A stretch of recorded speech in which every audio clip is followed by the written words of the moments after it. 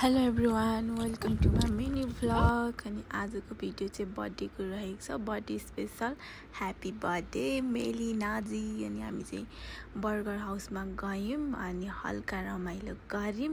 यहाँनिर चाहिँ हाम्रो कोकहरू आइसकेको थियो, पिज्जा पनि।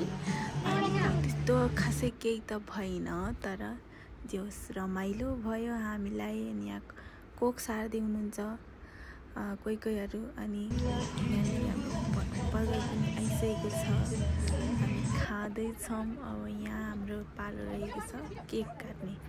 ह्याप्पी बर्थडे खड्काजी, happy birthday, happy birthday, happy birthday to you, happy birthday to you गर्दै थियौँ हामी।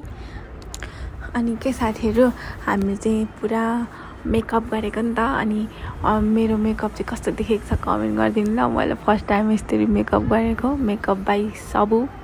उसले चाहिँ पुरा मेकअप गरिदिएको हामीलाई। अनि हामी चाहिँ यस्तो रमाइलो थियौँ। स्प्रे धेर भएछ कि पुसपास हुँदैछ, मेकअप बिग्रिन्छ नि त, हल्का टचअप।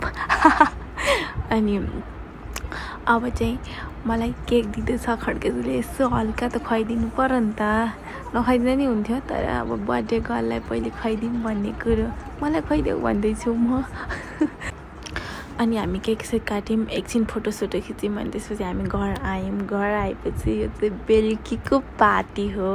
यो चाहिँ अरू केही होइन है साथीहरू, बत्तालको चाहिँ डल्ली गाईको मही हो, अरू केही होइन। त्यस्तो अन्यथा नसोच्नु। किमा नुडल्स र मही खाँदैछौँ। यति नै आजको भ्लग। By by.